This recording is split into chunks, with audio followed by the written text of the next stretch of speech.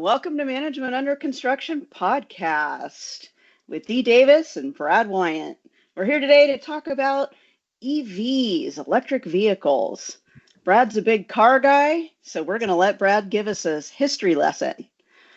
Thank you, Dee. I am a deeply obsessed car guy. I'm going to go into a bit of a slideshow presentation here that has some stuff I want to talk about. So a lot of people think of EVs as a recent innovation, that we have only ever had electric vehicles recently. But this photo shows back in the 1890s, there were electric taxi cabs in New York.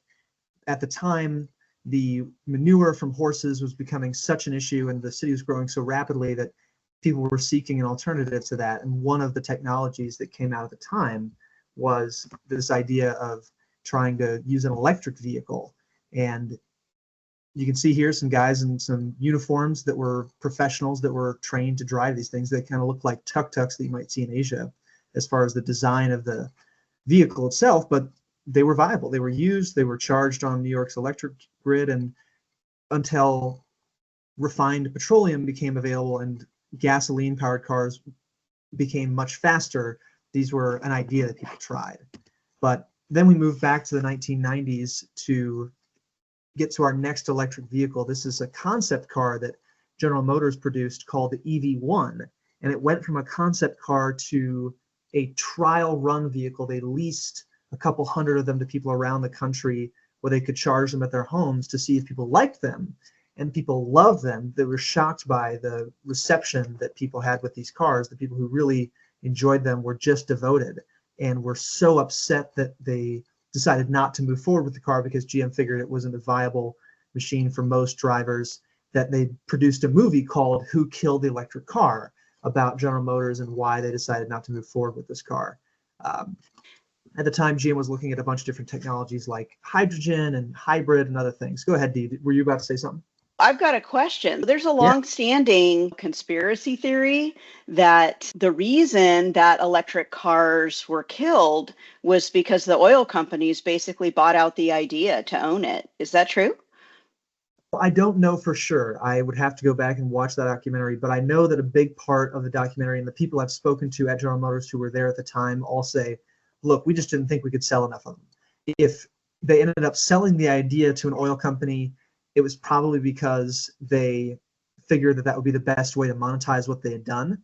If they thought they could have monetized it by selling it to people, they would have.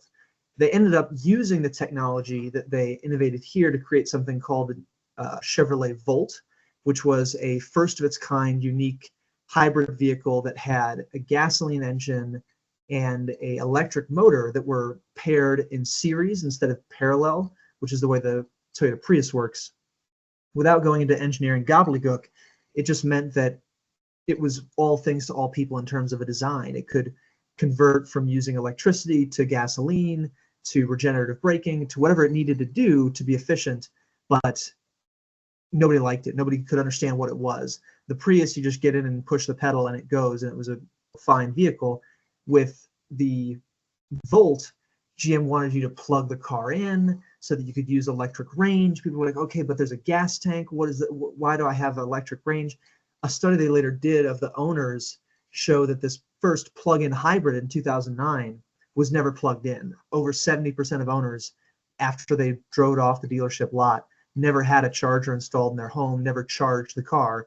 They just used it like a hybrid. So there was a big miss on GM's part there in terms of understanding how people want to use vehicles, which we'll talk about later when we talk about our experience with charging. But that brought us to 2012, 3 years later, with the Model S, which was not just an electric car. It was a software-defined vehicle where it had this 11:17 touchscreen. It had a 0-60 time of a Italian sports car. It was exciting. It was dynamic. It looked futuristic. With that, Tesla made an electric vehicle to mean the future. They meant it to mean this special new thing, not just a more efficient way of getting around. So that's sort of the history of how we've gotten to where we are now. We're seeing proliferation. Now we're seeing greater government subsidization and all kinds of things that we're going to dive into here, but a little bit of background. That's great. Thank you so much. I've had my Prius for Gosh, I don't know. I think she's about 11 years old now. Still running strong. I love my hybrids. I've got a couple different hybrid vehicles, and I'm a big fan. They did very well with the Prius in particular. Oh, it's a fabulous car. I mean, they came out with that top technology in the 90s when they realized they could do something even more efficient. That was what Toyota's selling point was here when they started selling in the 1960s. I drove my aunt's Prius. It's a fabulous car. It's quiet. It's super efficient. It's cheap to run. There's nothing not to like about it, except if you have a ego complex that you can't get over that you don't want to drive a Prius, and that's a ridiculous way to be. I've had lots of conversations with people over the years about my Prius, my darn little Prius. But I'll tell you, my Prius will kick the hiney of most vehicles coming up the mountain any day. All right. So what about what's going on with federal subsidies and competition and stuff now? That's a very interesting question. The federal government back in the mid-aughts, like 2005, 6, 7, realized that electric vehicles were going to be an emerging technology and decided to subsidize the innovation companies were trying to bring to the electric vehicle market by granting Department of Energy loans at very, very low interest rates to companies like Tesla and Fisker and a few of the big OEMs to develop electric vehicle technology. Tesla was able to turn that into incredible success with the Model S. Fisker, one of their biggest competitors, which you haven't heard of because they didn't end up doing anything with that technology, turned it into Thank you. I was wondering about that. Yeah, Heinrich Fisker is the man who the car company's named after. He designed cars like the Aston Martin that Daniel Craig drove in the James Bond movies and other very cool sports cars.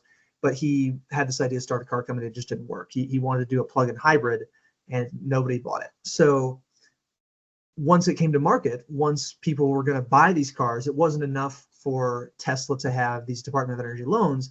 They were so expensive that a little bit of subsidization was required to incentivize the public to buy them at a competitive price. And the government saw fit to introduce subsidies because they wanted to clean up the air. They wanted to do something environmentally sustainably.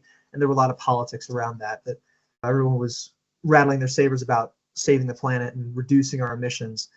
My take on that is that a brand new car puts out so few emissions that subsidizing to the tune of $10,000-$15,000 the way that some states and governments combined can really isn't in the public interest, because a two-stroke gasoline back-mounted leaf blower is doing more damage than somebody's F-250 in terms of environmental harm, the emissions. So that's the take. But the subsidies have been working. People have been buying more EVs. There's a little bit of a pullback.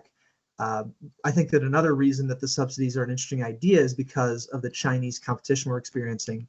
The current state of the market is that Chinese EVs are so much cheaper than anything that can be purchased anywhere else.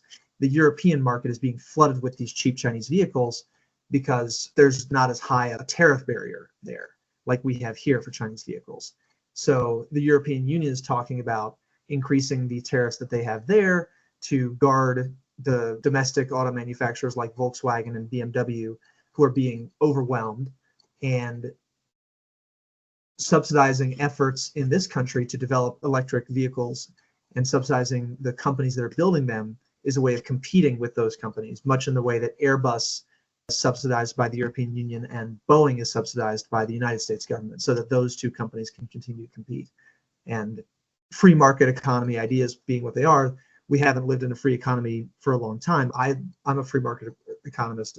I'm a proponent of that idea, but the reality is that you got to fight fire with fire sometimes too. Yeah, absolutely. So one of the things that has been getting a lot of attention in the EV market is the Rivian. So what's different about that? The Rivian's a fascinating idea. Rivian was founded by R.J. Scaringe, who was a former PhD holding engineer back in 2008.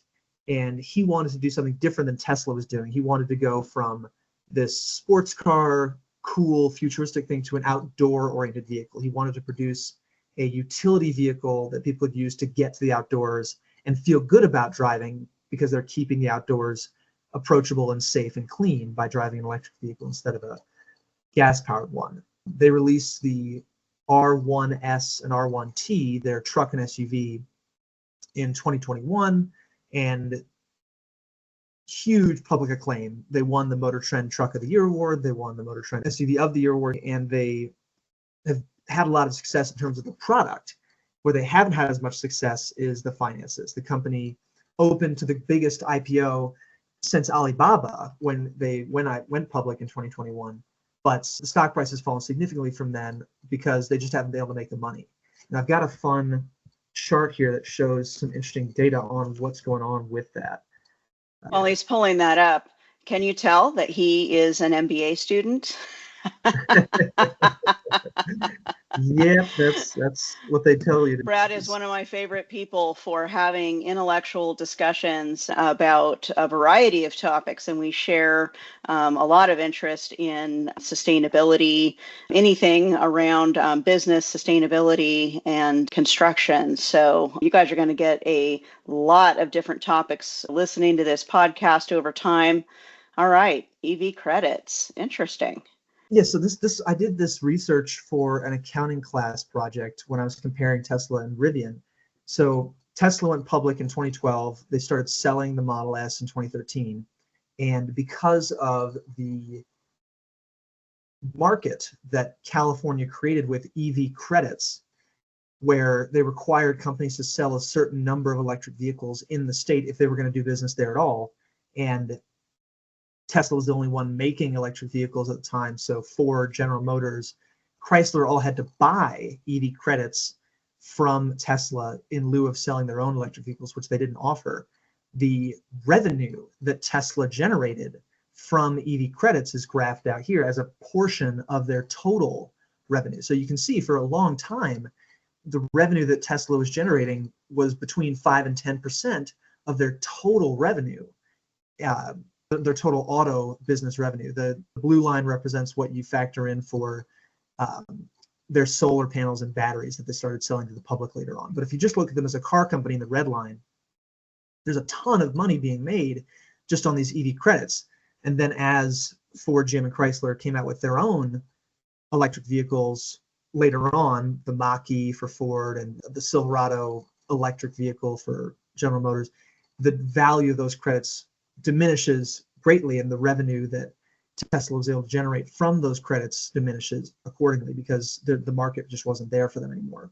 So California, who did their own work to prop up Tesla, created this market to help Tesla stay afloat, to stay profitable.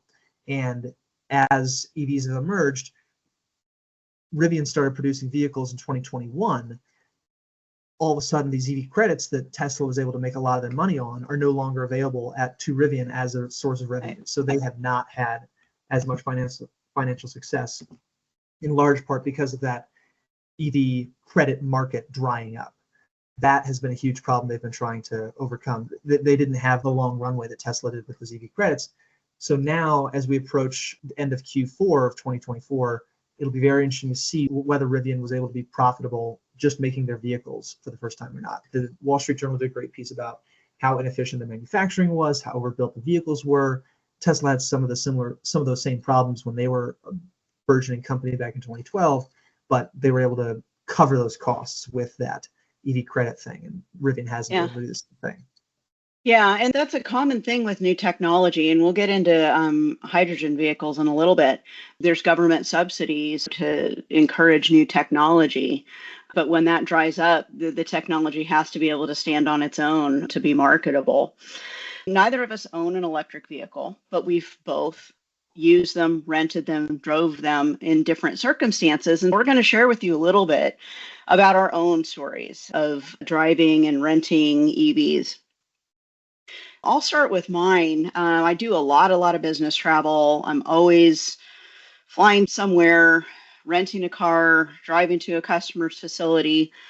And when I was online one day, I noticed that the electric vehicles started coming up to the top of the page as the most economical vehicles to rent.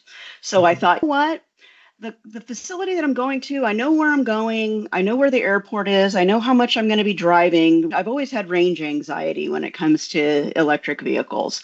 I rented a Polestar. I got to choose the exact model of vehicle that I was going to rent. so I could research in advance because I'd never driven an EV before. I looked it up, 300 miles of range. Okay, great. This is going to be a great experience. I'm going to get to drive my first EV and have this experience so that I can share it with other people. And I went into this whole thing with great expectation. I was pretty excited about it. So it was definitely becoming cheaper to rent them than a gasoline vehicle. And rental companies typically don't rent hybrids. It's either gas or electric. Anybody that knows me, I'm not an early adopter. I'm not an early adopter of anything. I wait. If something comes out and I'm like, ooh, that's exciting. Let's wait and see what happens. Let's let them work out the bugs. Let somebody else spend the money. My next door neighbor was so excited. He's the first in line pre-ordering every new electric vehicle that comes out on the market. I'm not that person. I'm a wait and see person. So I had waited a long time because this occurred in 2024. In early 2024 is when I rented this finally. So I also want to say that whether or not something is considered sustainable is a really complicated topic. There's so many aspects of sustainability. So when you're talking about tailpipe emissions or you're talking about carbon footprint, those are this much of the conversation. They're a very, very tiny piece of the conversation. I lived in California for a very long time. And California, as we've said early, they're early adopters. They're on board with all this stuff. For me, it's always a question of, is this the answer? Is this the sustainability answer? And I'll get into that more later, but sustainability is very complex. So I rented the vehicle. I had done all my research. I was very excited. I actually had my family with me. My husband came with me on this business trip. A couple of my kids had just come and visited, and they were flying back with us. They live in San Diego, and I was going to take them home on my way. So there was 4 of us in the car. The Polestar, by the way, super cool car. It's very attractive looking. You feel like you're driving a space shuttle when you get into this thing. It's super cool. Like you said, you got the tablet, you're pushing buttons. It's a really cool experience. The first jolting thing, which I did not know, was braking is different in an EV, or it can be different. In this particular car, and I don't know about all the other EVs, but in this particular car, taking your foot off the brake was the same thing as pushing the gas. So was it like that in the vehicles that you've driven, Brad? I think you mean taking your foot off the gas was the same thing as pressing the brake. Something like that. It was an unusual experience. It wasn't what you expected out of a regular vehicle. And I think I might have read about it because I did realize that there was a way to shut that off, but it took me a minute. I had a couple of scary moments in the parking garage, figuring out where the setting was and getting that fixed. So once we had that, it was all good to go. Drove like a dream. I mean, it really was very smooth, very responsive. It was comfortable. I really liked the vehicle a lot.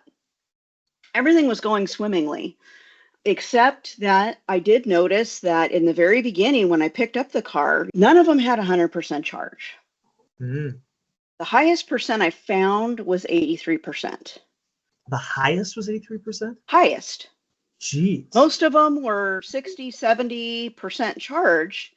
And I'm thinking, well, okay, that's going to affect the range. And although I wasn't particularly concerned about the range at this point in time, I still wanted to make sure that I didn't have to charge it. That was the whole plan, was that I was going to be able to do everything I needed to do, go to all the places I needed to go, and bring it back without having to charge it. I just did not want to engage in the whole charging thing. So 83%, I picked that one, and I'm like, okay, well, you look at the little thing, it says you have however many miles, 200 and some odd miles. Okay, well, I should still be all right. Well, I wasn't. By the time I had dropped the kids off and dropped my husband off, I had already lost like 20% charge, according to the display, which is all I have to go by. And I thought, oh no. Now my range anxiety is really setting in because I'm thinking I have several days of driving to do, not super long distances, but I've got to go back and forth and stop and start. And anytime you turn on the air conditioner, and this was in the summer, anytime you go up a hill, your range drops. So my range anxiety was setting in the very first day. I do what I got to do. By day 2, I am 100% convinced. I'm like, there's no way with as fast as the range is dropping that I'm going to be able to get back to the airport. The other thing that they told me when I checked out at the airport was you have to bring it back with at least 20% charge. That's how they get you. So, unlike a gasoline vehicle, you could bring it back on fumes as long as it's still running, you're good, right? If you have the auto refill option. There's no auto refill option available on an electric vehicle, or at least at that time there wasn't. I had to bring it back with at least 20. So I'm watching my little gauge go like this, go to the left very quickly. I'm thinking, oh no, I'm going to have to find a charger. I'm going to have to figure this out. So I don't want to go into all the details. I actually have a blog on my website, www.yspe.YellowstoneProfessionalEducation.co, that has the entire story with all the details and all the facts and figures. But there are chargers out there that are private, but they're sitting out where you can just drive up to them. Right. And they won't tell you that they're private and that you can't use them until you go through the whole thing. So I was always told, charging's easy. Public charging's no problem. You find a restaurant you want to dine at. There's a charger out in the parking lot. You pull up to it, you swipe your credit card, you plug it in, and you go have dinner, and you come out and it's charged. That is exactly the story that I was told. They were not available. Even in Southern California, I had a heck of a time finding a charger that was publicly available. None of them were in anything that could be remotely described as a convenient location for anything that I was doing. In a panic, I called a colleague that lives up in the Bay Area, and I said, where do people charge their cars? And she said, Walmarts and Targets, a lot of times they'll have chargers. Is there one near you? And I said, I think there's a Target. So I go to the Target parking lot, and way over in the back corner of the Target parking lot, there's a couple of chargers. So I pull up and I'm trying to figure it out. Well, it's not as easy as swiping your credit card and charging. It should be, but it's not. There's brands of chargers, multiple different companies that are operating these chargers. So each one has its own app, which you have to download. And then you have to set up a username and password. And then you have to load in your credit card. It's a hassle. Imagine Chevron or ExxonMobil or Shell each had their own apps, and no one would shop there. Right? This is not easy or convenient, folks. That's all I can say. Even in a place like Southern California, where you would expect these to be on every street corner, and you would expect it to be as easy as pulling up, swiping your credit card, and going. And why isn't it, by the way? I really would like to know the answers to why it's not that easy. But it isn't. I'm trying to figure it out. And there's a lovely gentleman that's an Uber driver that's charging his car, sitting in the car charging, which we'll talk about shortly. And I just went over and knocked on his window, and I'm like, can you please help me? I can't get this thing to work. And he says, oh, well, if you don't have an account, you have to do, and he's explaining to me all the things I have to do. And he helps me get all set up, and I'm charging. I do have to tell you that I had no plan for charging the car because that was never the plan. So basically, I'm wasting my client's time sitting there charging,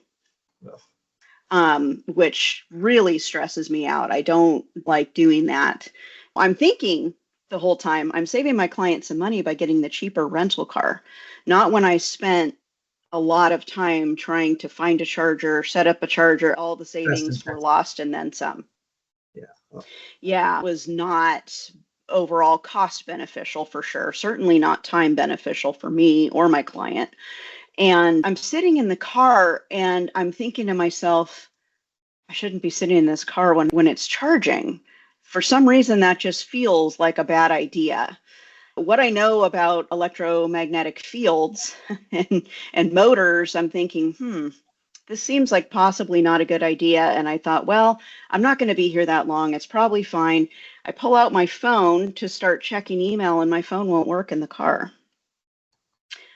possibly because of the EM fields is my theory. Although I think a lot of people do sit in their car and mess around on their phone. So I don't know if it was just a strange day or what. There was absolutely nothing productive for me to do except sit and wait. So I charged about 40 minutes and vowed to never rent another EV again. It's a huge pain, and the backstory as to why it's such a huge pain, in my opinion, or one of the reasons it may have become such a huge pain. If y'all remember Dieselgate, back in 2015 or 16, Volkswagen was found guilty of committing emissions fraud, effectively, of faking the diesel vehicle performance for emissions requirements and then letting the car pollute as much as it wanted to when it wasn't being tested.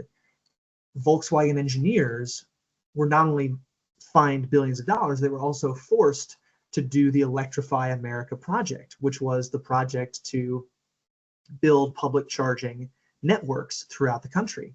And I don't know if you've ever felt this way, but if you have a project as a penalty, you're less interested in doing it. And whereas Tesla was able to figure out, oh, well, we'll just build public charging where people go at the shopping malls and at other places. Here in Denver, they've got one that's on the way to the mountains at the exact point you want to charge between the Denver city center and the ski resorts. They just sort of, Volkswagen people just sort of built these chargers wherever. It's like, yeah, okay. Well, and then they didn't think through the things like, well, I just want to swipe my credit card. I don't want to download an app. So that's my take on that, is that the Electrify America thing being a penalty that somebody had to do, as opposed to letting free market competition do its thing, the way that Tesla was able to, really hindered that development. But I have a story to tell too about my experience. I'll show a picture of my car that I drove. It wasn't fully electric. It was something called the BMW i3, which was a plug-in hybrid type vehicle. I rented it on Turo because I'm still a poor student. I'm working on my MBA, so I don't have money to go rent from Hertz or Avis or something. I picked up one of these on Turo for like, I think it was $100 for the whole weekend, which wasn't so bad when I figured I could have gotten a much cheaper, smaller, worse car for a lot more money from one of the real brands. And I loved driving it. It's a BMW. It handles like a BMW. It's got a little tiny 2-cylinder engine that was a delight. It has a 60-mile battery range and a 60-mile fuel tank range. So as I was driving, I was like, oh, this is fine. I'll just fill it with gas at some point. But I didn't realize it was burning down the battery as I was driving. And the terms of my rental agreement also said that I have to bring it back with a certain amount of charge, although mine wasn't your 20%. Mine was 80% charged. And I was like, oh. So I've driven like 100 miles, and all of a sudden the battery's like, yeah, 30%. I'm like, oh God, I'm going to have to go charge this thing, which I didn't plan on either. I'm in town for a wedding. I've got this and that. And so anyway, on the Sunday after the wedding, I end up getting up early as I can get up to get to the airport on time and drop off the car. And I just sat at a gas station across the Bay Bridge waiting for the thing to charge. And I was sitting waiting, and I got a notification from the car, hey, I'm not charging, 10 minutes into what I thought was the charging process. I was like, well, what the hell? So I go out and I got advice and help from somebody at the EV charging station, like you did from your Uber driver. So like, no, you got to download the app. It gives you 20% off. If you swipe your credit card, it charges you more. Great. Okay. So I download the app, create the username and stuff, like you said. And then it finally started charging, but it was only a level 2 charger. So it's going very slowly. And there had been a level 3 charger, which would have been much faster, a couple blocks down the street. But at this point, like, I'm already into this one. I've already got the username and password set up. I might as well just sit and read my book and wait for this thing to go. And it was just such a pain. When I was in college in 2012 to 2016 in the Bay Area, the only people I saw driving Teslas were the Model S owners who were Silicon Valley executives who could afford a $75,000 third car, and they got license plates on the back like Gas Who or Past Gas or things like that. They're just like flex kind of things to be like, I don't need gasoline. I don't need to pay Shell money. I just charge my car at home. You're sitting at these gas stations. What are you doing? You're in the past. There was this whole like, and the big thing that they loved was putting the HOV lane sticker on the back of their car, because that meant they could go in the carpool lane without having to be carpooling, still just doing their own thing. Right. And for electric vehicles to be given this huge status in California for as long as they were, that was what made early adopters really feel compelled to get with them, I think. And for people who don't own a home, I don't own a home yet, for people who are relying on public charging, for people who can't afford a $75,000 third car, the technology and the infrastructure just don't make sense yet. So that's just my take on that. Yeah, absolutely. I completely agree. So you were in the Bay Area when you rented that car? That's right. So both of us were in California. Right. Our EV rental experiences were in different parts of California. You were kind of up in the middle. I was down in the south, a place where if there's going to be anywhere that's going to be quick, easy, the best place to try it, I would think California would be that place. EV And we both had less than ideal experiences, it sounds like. Yeah. All right, let's talk about the business of EVs a little bit. This is where it all comes down to the things we were talking about earlier about profitability and competition. I think Tesla's obviously been funded in many ways by the federal government and by this California state government. They've been supported through a lot of means. And for anyone to say that Tesla could have survived as a public company without those support tools is ludicrous to me. But GM and Chrysler were both bailed out in 2009. It's not as if we live in a free market, really. So to make the argument that they should be penalized or that they received unfair support is a strange argument to make as well. Tesla has finally achieved profitability. My dad bought a Model 3 back in 2020, and the new one, the 2024 Model 3, is both way better and cheaper. That is market economics working the way they should. And I think that's only going to continue as EV technology continues to proliferate. The thing that's making Tesla and Rivian competitive, in my opinion, has more to do with the software-defined nature of the vehicle as opposed to simply the EV technology. At this point, Tesla, Rivian, none of these companies are developing the batteries that are the main advantage of the car. The battery companies like Panasonic and other companies are doing that. And when it comes to the product experience, the zonal system architecture, I want to make sure I got that term right, that Rivian and Tesla have innovated is so different than the domain-based architecture that Ford, GM, Chrysler, all the other traditional OEMs use, that it's faster, it uses 8 miles fewer wiring per vehicle. No matter if it's an electric vehicle or internal combustion vehicle, it uses 140 fewer silicon chips than a conventional domain-based vehicle. So that's where those companies are really making the leaps and bounds, is in the software technology and the way we experience the vehicle and what the product eventually means to the end consumer. So that's where I see the future of the business competition going. The battery technology, other companies are doing so much better at that. I mean, Lucid, another car company that's electric, that's US based in terms of technology, but is being funded by the Saudi Arabian oil funds. They've got a new technology with the motor where they've been able to condense it from about the size of 2 basketballs to the size of my head. And they can make more power and use less energy than Tesla did. They've got a car that'll do 5 miles per kilowatt hour. And that's a threshold no one ever thought we'd reach this decade in terms of the efficiency. So the competition is strong. I think that instead of looking at the Chinese subsidies as, well, let's just let them have it, we need to try to bolster the technologies that we're developing in this country to compete with that, as opposed to just tariffing them and being protectionist. That would be my take on the way that American car companies can be incentivized and be supported to compete, because if we don't, we're going to end up buying Chinese cars, and I don't think any of us want the whole of the American automotive industry to go the way of the dodo bird. I think that'd be a very different American economy we'd be living in.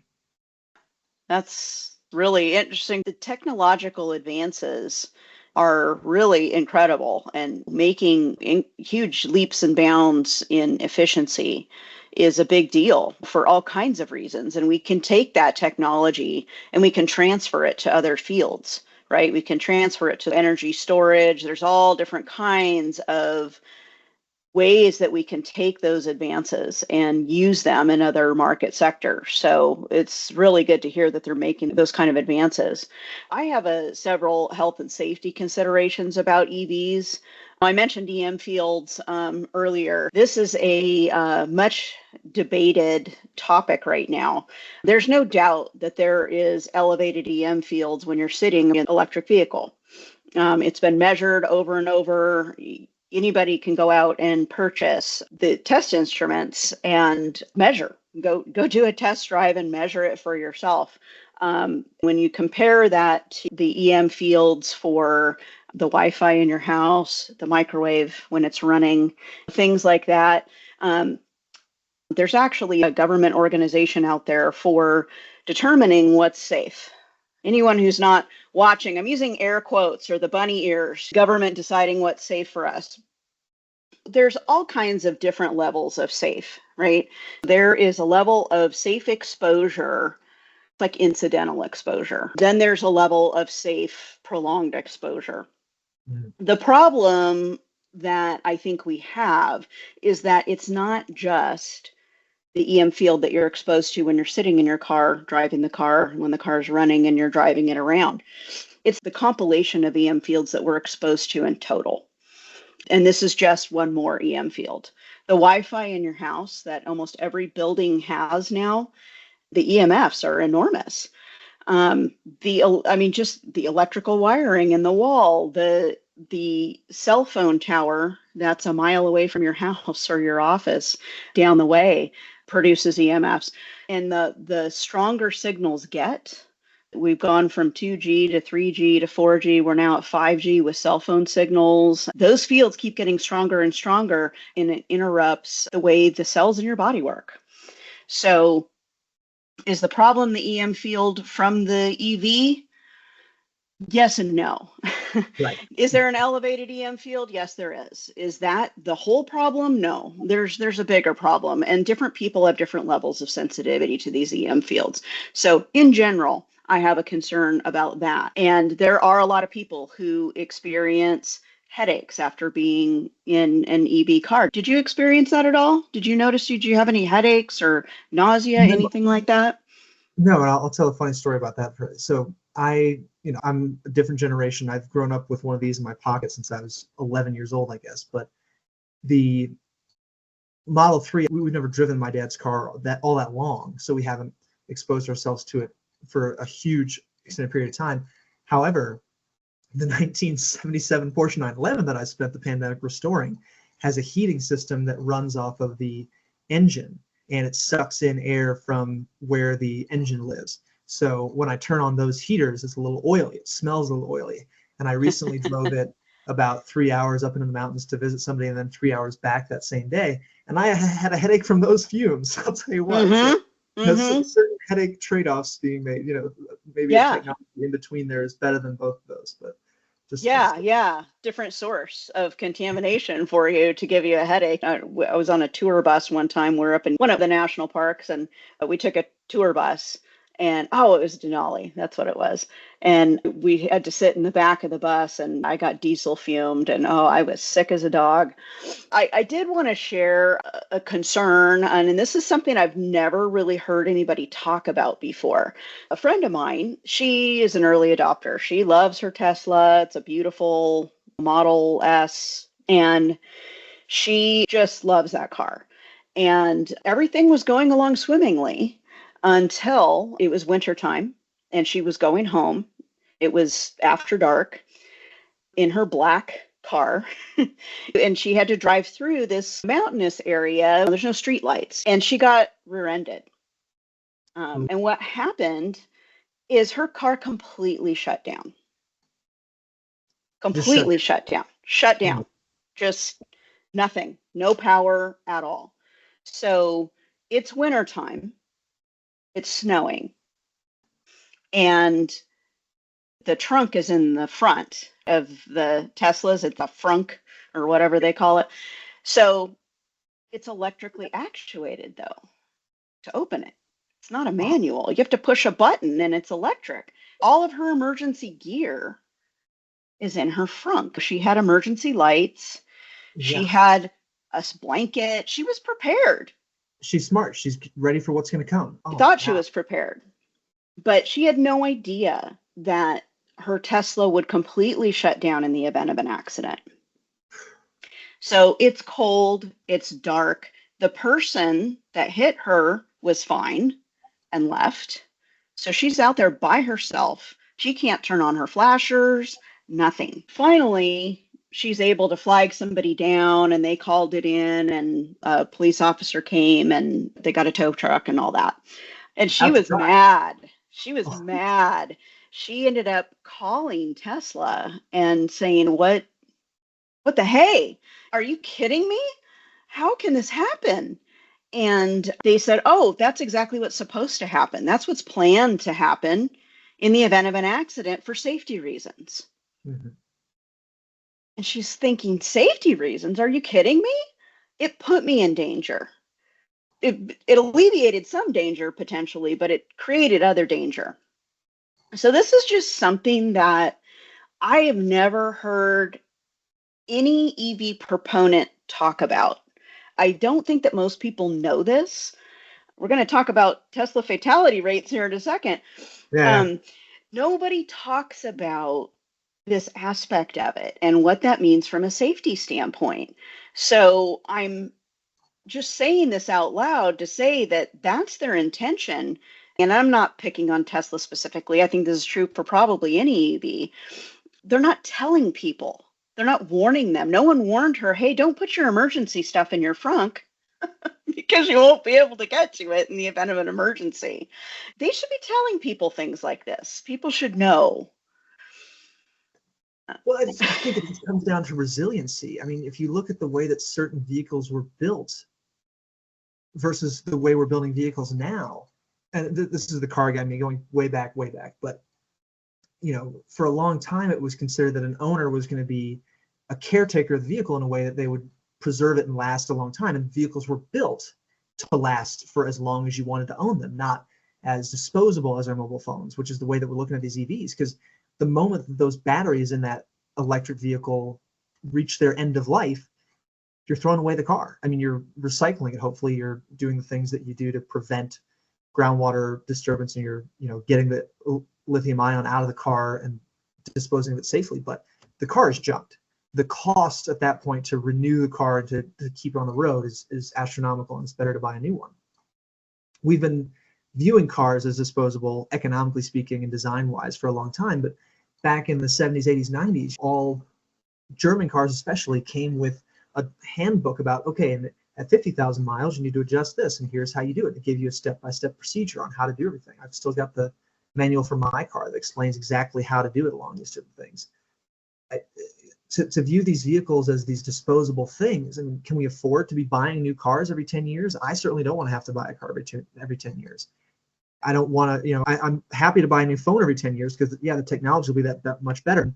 I'm going to be doing okay enough in life to spend $1,000 every 10 years. But cars are getting more expensive. I just don't see that as a way I want to experience that kind of a product in my life, which is why I hope somebody will keep making gasoline for my old car and I'll be able to keep it for a long time. So on to the death fatality rates. That's a kinder word, I guess. Tesla vehicles have always been very, very safe from a crash safety standpoint. The Insurance Institute of Highway Safety, the IIHS, the agency that's in charge of rating crash safety in the United States, has always rated Tesla vehicles as top safety pick plus, whatever. They're very well rated for crash performance. But despite that, the fatal crash rate of Tesla vehicles is the highest of all car brands in America. And this report from 2018 to 2022 concludes that the reason doesn't have to do with the crash safety. It has to do with the driver behavior. The models on this list likely reflect a combination of driver behavior and driver conditions leading to increased crashes and fatalities, the report quotes. So what this means, reading between those lines, is that people are using the self-driving features of electric vehicles that Tesla makes beyond the limits that they should. They're not paying attention. There are videos you can find on YouTube of people getting in the back seat of their car while they're on the road with it to prove how cool their Tesla self-driving features are. When it comes to self-driving, when it comes to safety, why are we solving for that end of the equation to try to make the car drive itself until we get to like Minority Report levels of step in the car and every car is driving itself?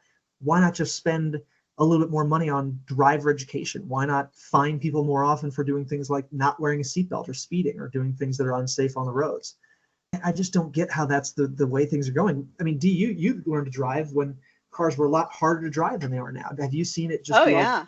you can, the texting and driving has become more possible because cars are easier to drive? Where do you land on that? That's an interesting question. See, Brad, this is where you and I are the opposite. I don't like to drive.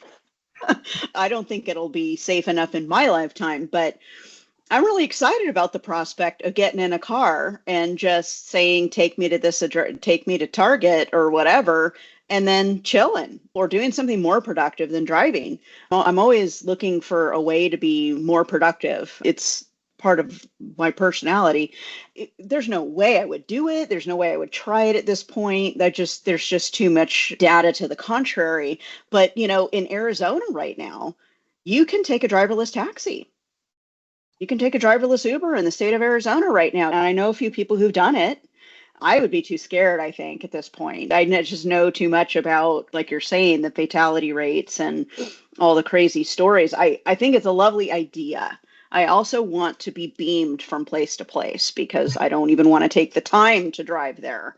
Beam me up, Scotty. I'm all for it. I also don't think I'm going to see that in my lifetime, but I don't even want to take the time to get from one place to the other. I have a bunch of friends and family members who are car people. They love to drive. It's like, let's hop in the car and drive 5 states. It's like, wow, that's not my idea of a good time, but you love to drive. My friend Paul loves to drive. My sister loves to drive. It's like road trip. I have a friend who, him and his wife went to the Grand Canyon for the weekend from San Diego. So the love of driving, I think, is lost to some of this stuff. My first car didn't have power steering. That's how old I am. Of course, my car is older than I was, but it didn't even have power steering. It burned oil and I had to carry water and it used leaded gas. Okay, so that's how old I am. So it was a very different time. I love push starts. I just love not having to carry a traditional key, and push starts aren't new technology either. We have a 1956, 57 Jaguar that has a push start. But I do want to talk about the feasibility of these EVs really at this point in time. I have vast concerns about the feasibility long term, especially in a state like California. I'm very familiar with California's electrical grid. I've done a lot of work building energy plants in California. And so I have an intricate knowledge of what the grid looks like, how it functions, and the idea of decarbonization and electrification in the state of California is alarming to me, knowing what I know. The whole purpose of the state of California looking to do these things is to decarbonize, reduce carbon footprint, and reduce CO2 emissions in the atmosphere and do their part. And one way to do that is electrification. And part of electrification is making everything electric, taking things that were fossil fuel driven before and making them electric driven now. And cars is part of that. They're doing it with lots and lots of other things in California, which makes it even scarier. Big, huge industrial plants. This is what I do. I construct and maintain manufacturing plants. And the state is requiring that things that were normally fuel driven of some kind, any kind of carbon based fuel like gasoline, diesel, or natural gas, now be electric. So these are massive pieces of equipment that have huge electrical draws, and they're far more expensive to purchase. They're far more expensive to run and maintain. So there's all of that is pulling on the grid and being added to the grid every day, as well as the push for electric vehicles. And the last time I checked, California was 2030 for full EV adoption. Where you're not going to buy a brand new electric vehicle anymore. They'll still let gas stations exist, but you will not Right. be able to buy a new internal combustion vehicle. Right. So my prediction for what's going to happen is everybody's just going to go to another state. Arizona is going to be selling a lot of gas or hybrid vehicles. Starting in 2030 is going to be the year. If you're listening from Arizona, you should prepare for this. You're going to be selling a lot of cars, and it's going to be really interesting to see what happens. I'm sure the state of California will penalize people. They're already doing it. If you buy a vehicle in another state and you bring it to California, register it here, you pay a big fat penalty. And New York is doing the same thing. I believe Oregon and Washington have made some kind of declaration. There's a number of states that are doing this, and there's other states that are talking about it. I think states that are taking a little bit more reasonable approach to it are saying, hey, we're encouraging you to do this. We're maybe giving you some incentives to do this, to buy an EV. And we're having a goal of a percentage. And not outright banning. I don't think outright banning is going to go very well. The people that are in office right now are probably not going to be in office in 2030. So we'll see if it really happens. But in general, there are a lot of EVs. There's lots and lots of hybrids in California and in Washington and Colorado, where we live. There's a lot of EVs. I see Teslas everywhere, and I'm starting to see lots of other electric vehicles, especially now that they're coming up with electric trucks. There's issues in colder climates with electric vehicles that we haven't even addressed. Charging in cold temperatures and things like that, it can be a problem. But the grid is really my biggest concern.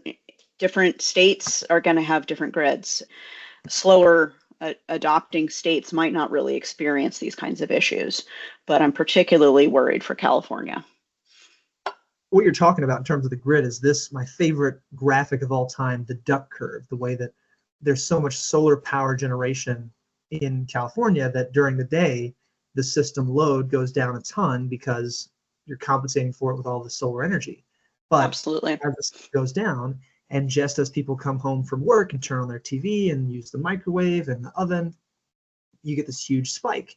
And then you're talking about the dirtiest plants that generate power known to existence having to ramping plants that burn coal, that burn natural gas, that burn fossil fuels. So until we can implement enough lithium-ion batteries to even out this curve, until we can find other ways to not have this problem, we're still going to see these crazy demands on the grid that are untenable.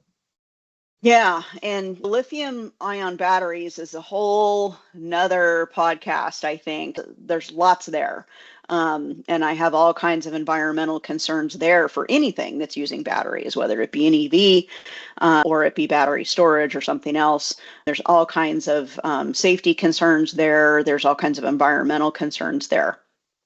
The other feasibility point is the waiting. There are fast chargers, tier 3 charger. They are faster and those are great, but those are the ones that are in the most demand. I actually had a conversation with the Uber driver that helped me that day charging the car about the chargers, all the different chargers availability. He says he has to charge twice a day. I asked him, I said, well, why aren't you at one of those really fast chargers? He said, good luck getting to one. He said, they're around, but people are waiting. They're always in use because those are the ones that people want. And by the way, in case you didn't know this, when you go to a public charging station of any kind, you're paying a premium. You pay per kilowatt, just like you pay for energy per kilowatt at home.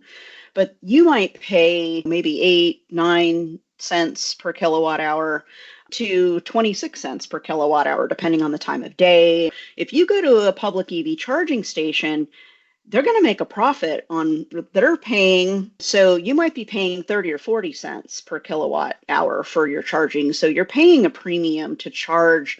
And then the fast charging ones charge even more.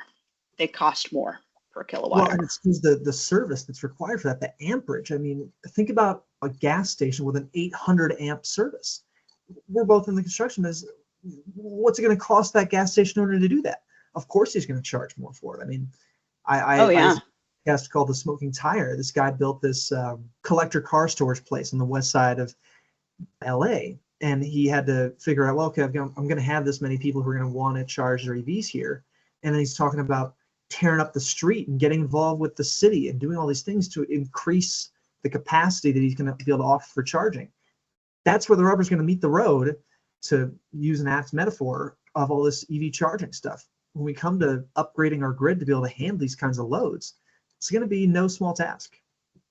Yeah, and very expensive. The lead time for electrical equipment, breakers and switches, anything electrical has tripled in the last few years. The cost has gone through the roof. It's come back down some, but the demand for chips, the demand for electrical services just keeps growing because of all this electrification and because of all these decarbonization efforts and additional EV stuff and people having to bring more service to their homes, to their businesses to support all this infrastructure. It's massive. And the market appetite is waning a bit.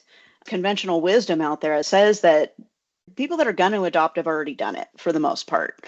There's some with introduction of new types of vehicles, new trucks and new SUVs and things like that. There's going to keep some interest, but there's a couple of rental companies, not going to say any names, that went big into the EV market. They were like, oh, we're going to convert 20, 30, up to 50% of our fleet into EVs. And I'll tell you what, those things sit on the lot. Nobody will rent them. And it's because of the experiences that you and I had. If you're just going to drive 50 miles and come right back, fine.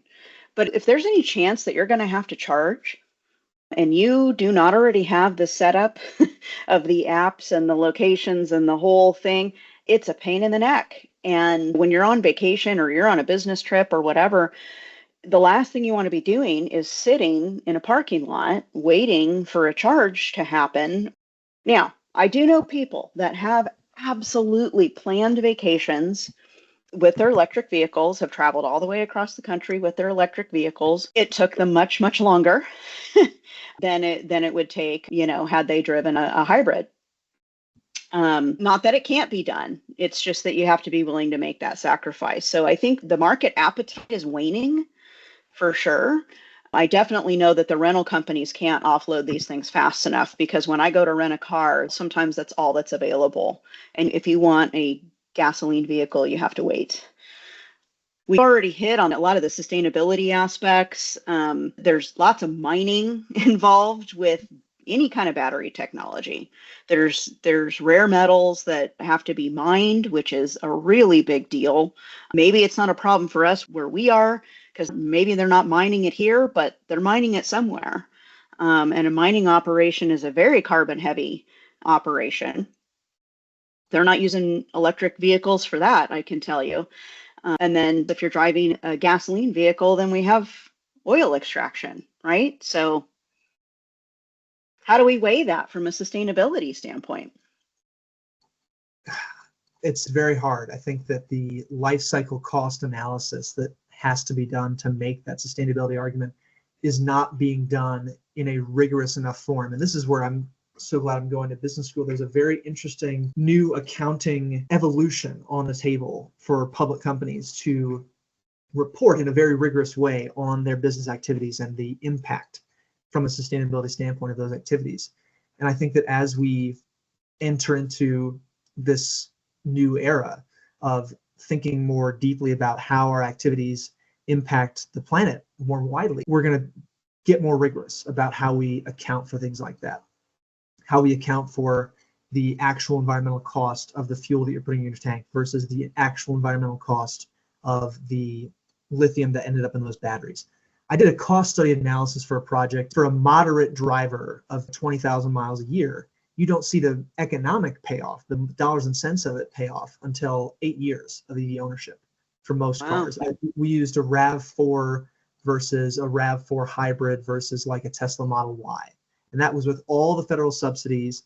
Now, if you drive more miles and you're still able to charge at home, if you're somebody who drives 45,000 miles, I think the math was like it was only 4 or even 3 years. It was a huge difference in the terms of the usage. But I don't know hardly anybody that drives that miles a year. So yeah, trade-offs depend, and we're not doing the rigorous stuff yet to be able to say for sure this is the point. So what are we left with? Gasoline vehicles have their issues, certainly. EVs have their issues. Is no EVs the answer? I don't think so. Is all EVs the answer? I don't think so. We need more. We need more solutions to the question. Hydrogen is an up and coming market. Um, I took a class on it earlier in the year just to find out what's happening, what's going on in the marketplace. When are we going to start seeing cars? When are we going to start seeing some competition here that maybe makes more sense? It's hard to say at this point if it makes more sense, but we think maybe it makes more sense or can be part of the solution. I don't think any one thing is all of the solution. The working on scaling right now is really what the issue is. Things like ships and big rigs and like large engines, like really, really big engines, they've figured it out. They've figured out the technology. They've got it to a point where it's becoming economically feasible. But scaling that down to the personal vehicle level is still in progress. There are a couple of manufacturers out there right now who have released some hydrogen vehicles. Hyundai and Toyota each have one, and BMW has a concept car. So I was pretty excited to see that there was at least a couple out there, and now I have to go try and find some of these. I'm really curious what they're like inside. I have more research to do there. I'm looking up the pros and cons. And by the way, these cars currently are only available in California based on the research that I did. There's like a test market. They have zero tailpipe emissions. They take 5 minutes to refuel, which the impatient part of me absolutely loves. Range is similar to an EV, maybe even a little better in some cases, 380 to 400 miles for range. Now, when we say range, what I learned with EVs is they have a published range, and I'm using the air bunnies again. They have a published range, but what they don't really tell you is that's not the range. If the range is 300 miles, you can't count the first 10% because the vehicle will actually shut down when it hits 10%. Right. And it doesn't fully charge the last 10%. The maximum charge is 90%. So it doesn't really have a 300-mile range. So you have to whack 20% off of that right off the top before you've done anything, which just, I think that's false advertising, and I think somebody should do something about that. But anyway, that's another topic. Yeah. Is this range really 380 to 400? I don't know. That's what they're publishing. There's a $4,500 incentive in California. Plus, I loved this part. And this is, again, with the government incentives to get this technology going. Manufacturers, i.e. through government incentives, I'm sure, are covering refueling for 3 to 6 years, depending on if it's a purchase or a lease. How do you like them apples, right? It kind of makes me want to go get one. Free fuel for 3 to 6 years. Here's the problem. Very limited refueling locations are available, and it's mostly like up in the Bay Area. LA in the Bay Area, so nowhere near anywhere I would be more than likely. But if you're in LA or the Bay Area, check it out. I would absolutely love to hear from people if they can find any of these vehicles. Have they driven any of these vehicles? What's the refueling like? How big is the fuel cell? It sounds like you change it out just like, quick whoop whoop. 5-minute refueling. Are you refueling almost like you're putting gas in, or are you swapping something out? I'm not really sure. I've done a little bit of research on this. You're right. It's very sparse, the number of stations that provide hydrogen fuel. Not only is that the problem, the refueling rate of those stations is very low. The tanks that store hydrogen have to be built in a very specific way because the hydrogen gas molecule is so small that they just trickle out over time. Mm-hmm. And what ends up happening, a journalist did a road trip in a hydrogen vehicle. He was planning to go from, I think it was Northern California to Southern California and back, Southern to Northern and back.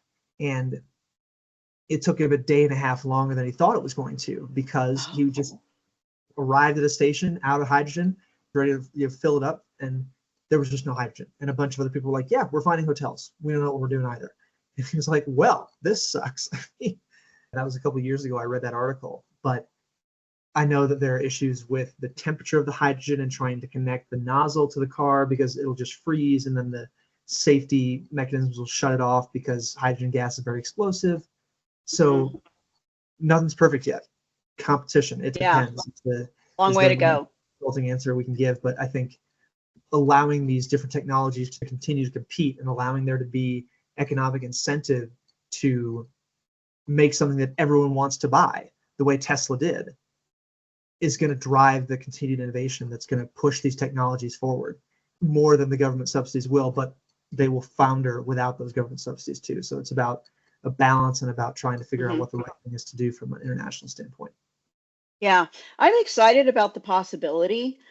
There's safety concerns there because, like you said, hydrogen's highly explosive. So what if you get rear-ended in a hydrogen vehicle? I don't know. Get in a car accident, get T-boned. I don't know. Future. Is it a partial answer? I don't know. I'm just excited to have some other options. If we could ever figure out how to make banana peels work, that would be great as a fuel source. Marty McFly and Doc, if we could get that going, that would be fantastic and hopefully have zero emissions. So who is an EV for? And I'm going to give you my opinion, and Brad, I would like you to voice yours. My opinion, if your round trip commute is 150 miles or less per day. I'm saying 150 miles with a presumed published mileage of 300, whacking 20% off of that, and then giving yourself a little bit of grace because if you might have to go up a hill or turn on the air conditioning. I'm saying if your round trip commute is 150 miles or less, and you have the ability to charge at home and not have to pay the premiums and sit and wait and whatever, or I should say maybe or if it's a second or third vehicle. You mentioned earlier an auxiliary vehicle. There's his and hers vehicles, and this is our third vehicle, and I'm just going to say it. It's sort of like having a golf cart for running around town. If it's that kind of vehicle where you're going to be just doing some local running around, you have the ability to charge at home, I think that's a perfect vehicle for you. Your commute is short, you can charge at home, or it's an auxiliary vehicle. Personally, could I do that? I absolutely could supplement my hybrid fleet with an EV for that purpose, but I don't really need a third vehicle, and I'm not going to incur that kind of expense just to say I drive an EV at this point in time. I completely agree. I would only add on to that customer profile you're building a few elements. I did a project on this in school. It has to be somebody who abhors the idea of paying somebody to fix their car, who just does not want to bring it in to be repaired, to have the oil changed, somebody who really does not like that process. Good point.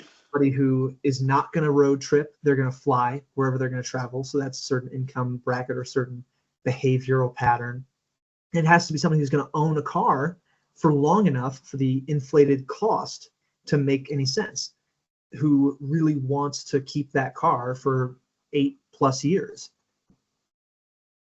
I ironically also think it's for somebody who wants a very fast car. No matter what EV you're buying, when you floor that pedal, you get it right in the back of the chair and you go. I mean, even the cheapest EVs are a very exciting driving experience. So that would be the only thing I would add to that customer profile. The maintenance is a really good point. No combustion engine. So you don't have the maintenance and the tune-ups and the spark plugs and the things that go with the combustion engine. That's a really good point. Yes, they are fun to drive. I will 100% agree with that. I enjoyed the driving experience. I just didn't enjoy the fueling experience, which is something that you would have to do pretty often. We'll keep an eye out for advances in this technology, advances in hydrogen technology, and banana peel technology, and whatever else comes next. That'll be the only thing that will drag me out of my 1977 car, that's for sure.